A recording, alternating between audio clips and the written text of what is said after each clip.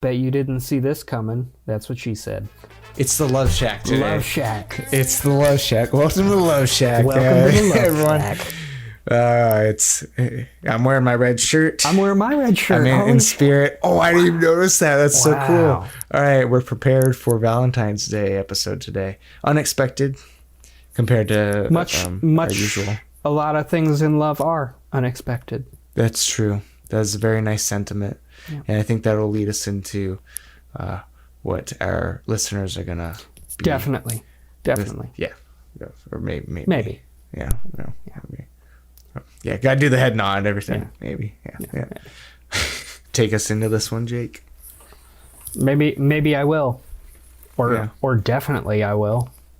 Oh. This week right. we're talking about the Ryan Reynolds rom-com called Definitely Maybe, which is honestly one of my favorite rom-coms. I don't know. I like it. No, I like it. I just don't know why I like it. It's just like I enjoy it, but I don't know why. You just can't quite pinpoint it. Yeah, I mean, there's a lot of elements that I like in it, so I think that's it. It's just a combination of all of those various elements. But I'm curious to see what audience members and critics alike felt about it. I'm gonna guess that the audience was in the 80s, like 80 to 85, and the critics were the 85 to 90. I'll say everybody was in the 80s. Really? Yeah, I mean, I want it to be higher than that, but just I don't know. I feel like it's not an A for me, but it's a B, and I don't know why that is. Yeah, for me too, personally, it compared to since we just did When Harry Met Sally, and the critics rated that pretty high. Right. I feel like this is different. I mean, there's kind of similar ways in the way they like break it up. And, you know, I'll just go Rotten Tomatoes. I don't want to keep the suspense going. Yeah, lay it on me. Critics are 70%. Okay. Audience is 72%. Okay. See, lower than I expected. Yeah, it's pretty low. I don't know if that might be high for rom-coms because we're not doing like a compared to other rom-com stuff. You know, last month I was comparing the worst movies because I was trying to grab the worst. Yeah. So there were similar ratings for some, but as far as this month's concerned, I don't have the data set, you know, to actually know. But yes, I too would give it maybe more like a B. Yeah. Maybe we should just start our own rate, like A, B, C, you know, for ourselves. Yeah, I like that idea. That could be good. Yeah, because I feel like a B would be pretty good. Right. So then somewhere in the 80s I would agree with if it were that, but it wasn't. Yeah. Do you think it has anything to do with the political stuff that's in it? Because it's not heavily in there, but it's based around like the time frame in the 90s. So you know, it could be. Because it's kind of hooked in there, I guess. But I get it because it's like his job, and it gets him to meet April, and there's the reason why he left Emily for 2 months. You know, like it kind of gets him out of Wisconsin to go to New York. Into New York, meets the girl, meets the girlfriend's friend, and apparently former lover, or maybe they just experimented. They didn't make that part clear. Right. So you have the three women. So you have the story in parts also, kind of like When Harry Met Sally, but it's three different women that he develops a relationship, and you get to kind of see three various stages of his career and life. Yeah, throughout his career and stages of his life. But the thing that I think is nice about it is he's telling it like it's a little love story to his daughter. Yeah. It feels real, has real life elements to it, where it seems like that is probably how you would tell it to your daughter and not give too much away. And you can, even in that first couple of scenes with him and his daughter, you get a sense of their relationship already. And then, you know, we see he's in the middle of a divorce and he sees the papers. Like that opening scene and him being kind of distracted is kind of cool. I think it was a good intro to the characters, the relationship. And talking about it more, I don't know why it wasn't at least an 80. Yeah. I don't know. Yeah, I really like the opening. Just the credits alone with the song, him just walking through New York. I love when he goes and the kids are all learning about sex or whatever, and it's got like the panning shot of all the kids and the parents freaking out. Yeah. You and mom still have sex, don't you? Don't you? Don't you?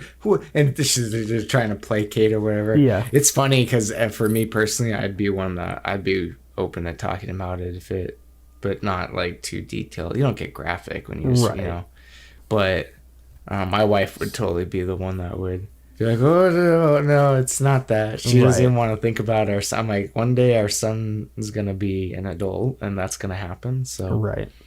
And I think so, it's kind of interesting because them having that sex talk at the beginning kind of lead. How does that lead into him telling the story of how basically he met her mother? But maybe doesn't the daughter ask kind of or something? I guess. Or because they're getting the divorce. Yeah.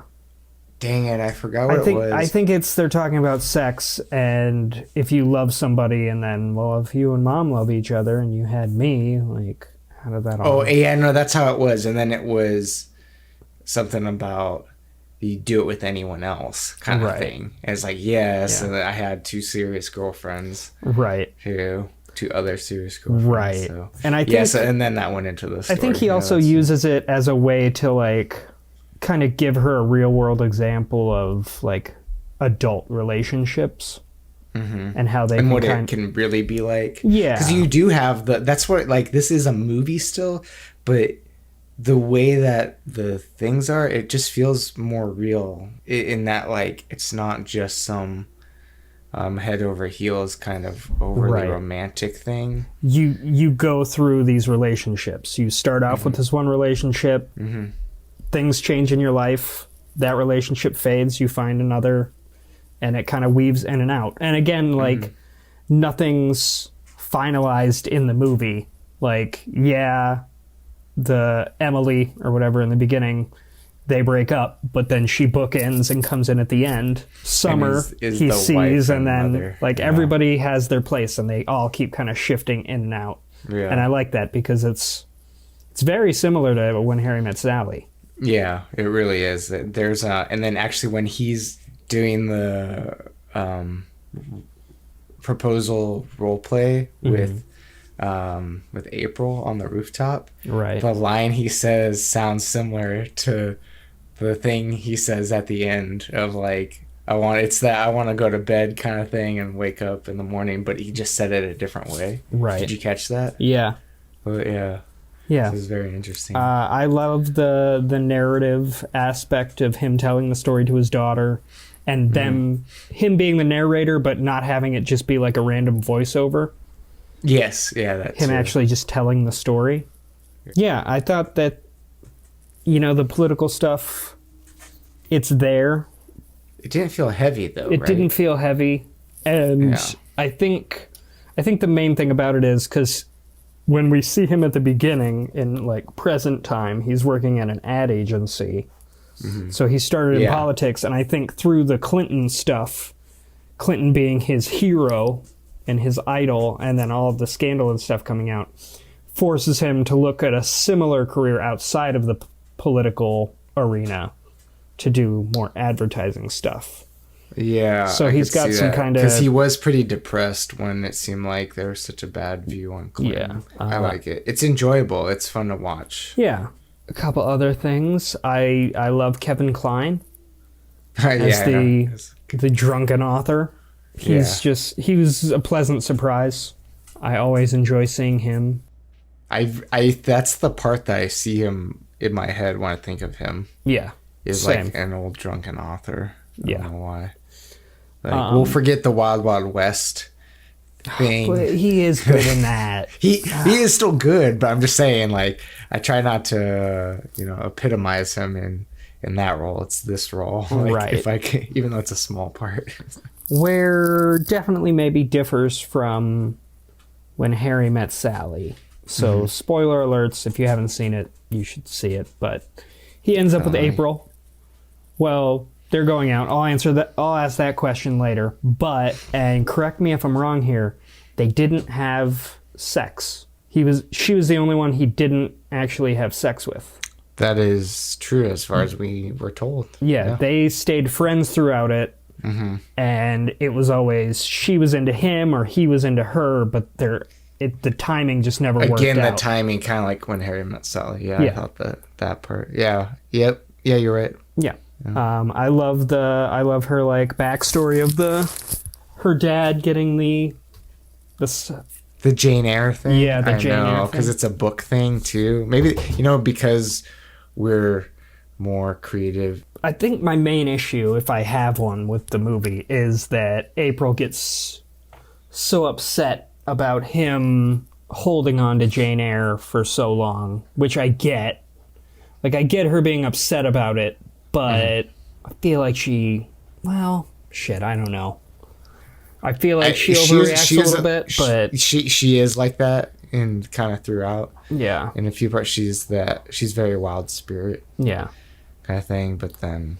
But I mean, okay, heat of the moment, get out of my office, and then he comes back later, and he explains that it was like the one thing that he had to hold on to that would keep her in his life, and he didn't want to get rid of it, and therefore get rid of her. Him holding on to Jane Eyre was his way of kind of holding on to her. Selfishly. Yeah, right, selfishly. But, yeah. But, I mean, he did try to return it, but that Kevin guy was there. There's always a Kevin. Yeah. It's damn Kevins. So, that's what it was, is what he says makes us go, oh, that's why he held on to it. But I felt like it could have easily just been he was too intimidated or whatever at that moment when he came by the first time, and then just left and just never got around to it. Yeah. Because the rest of life happened, right? Yeah. Like, that could have totally been it. Yeah. I mean, do you think when did he find the book? I can't remember. No, he couldn't have been married yet. No, right, because he went to go see her. Yeah. So I think he found it and then had wrapped it and then brought it over like shortly after. Right. Not like and then same day, I think he might have gone to the party. Right. I think that's he how it went. Worked.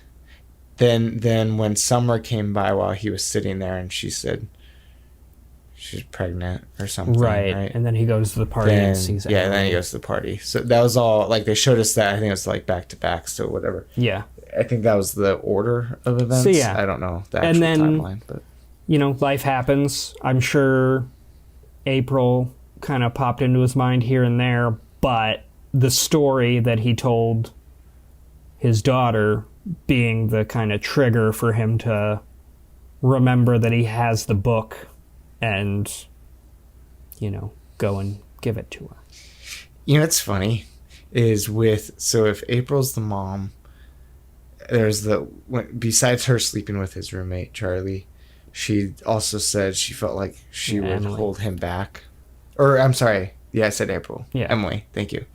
Emily. That she would hold him back from all these like great things that he's like wants to do, and whether that was her actual self-doubt mixed with whatever, it's like eventually he ends up with her. And I think you made a good point already with the Clinton scandal thing happening. It was kind of his downward spiral to then go into ad agency. But I was thinking before that had happened, knowing, because I've seen it before, that he winds up with her, and that specific line, I was like, oh, but he was working at the ad agency, so he did kind of not do what he wanted to do, but it's probably more because the Clinton thing. Yeah. But do you think that would have any factor, or I guess, yeah, would that factor in him being with her and maybe not going and exploring other things, or trying to actually have a relationship with April?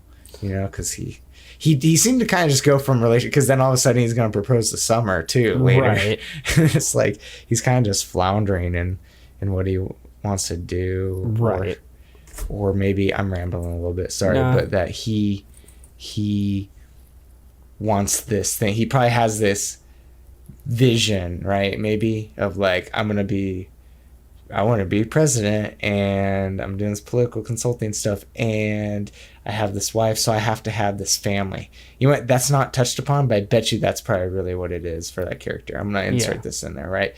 Is that you gotta have a family, and you have to have like this certain image to portray if you're gonna go up that ladder in politics to actually be, especially at that time in the 90s, it was like absolutely be a family man and business as well, and politically savvy. And again, similar to When Harry Met Sally, like these characters are growing through time. Like they start off in their 20s and then they end up in their 30s, almost 40s probably.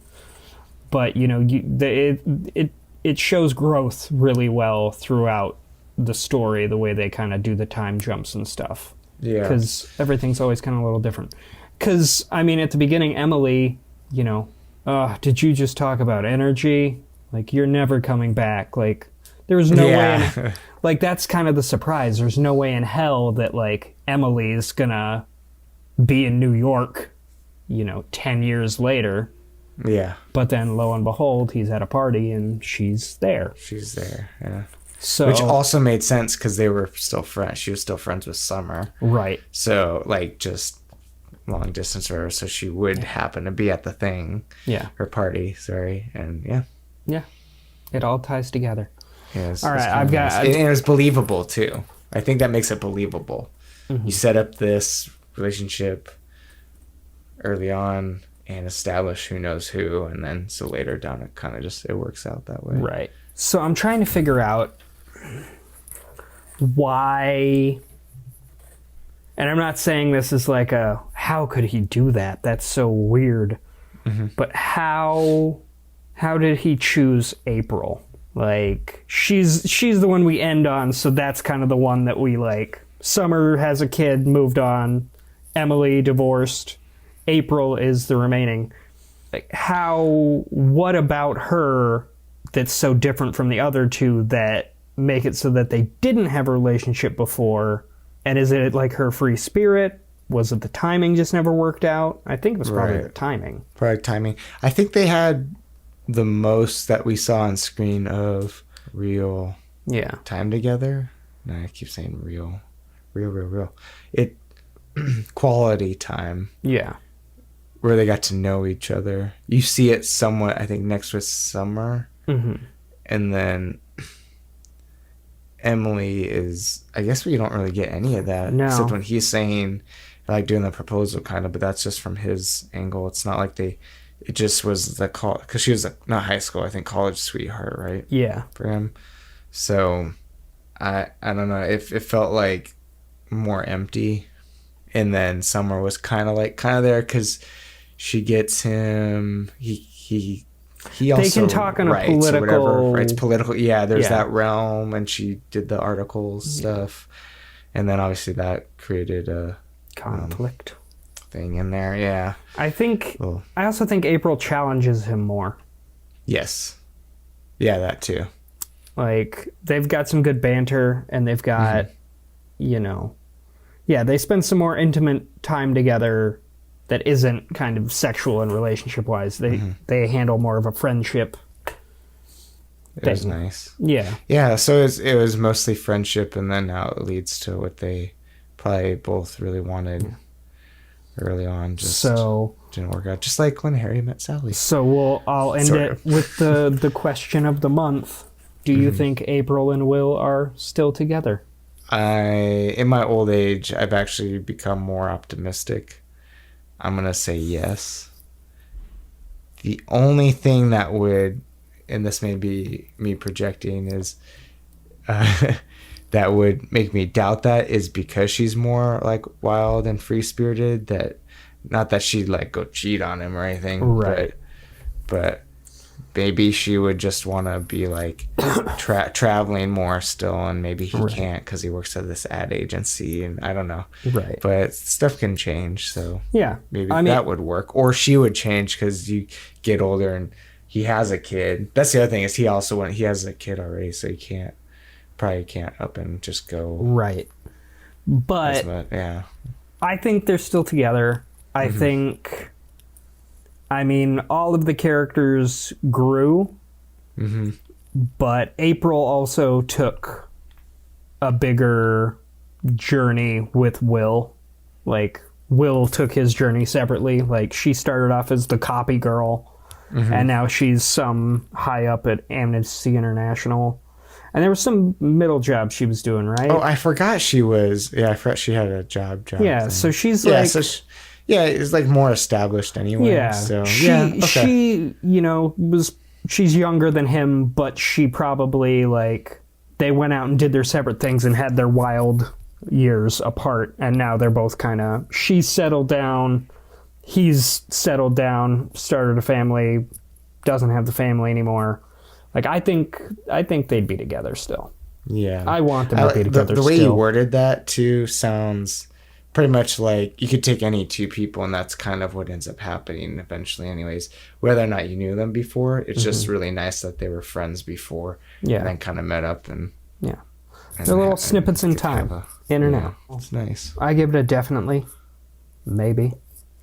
An 80-something B. Yeah. A B80. Definitely, maybe, to me, defines what a B is. That is true. Definitely. Maybe. Maybe. Was it good? Definitely. Maybe. There you go. Like a B. Yeah, like a B. It was not a C because C is average. You say average. Yeah. Good. And then you have It's definitely. good. Yeah, maybe. definitely. Yeah. Maybe. Yeah. Maybe. I want to. Definitely. Yeah, definitely. Maybe. We'll see. Yeah, definitely. Yep, definitely. All Maybe. right. Cool. So, Do we need anything else to close this out? I don't think so.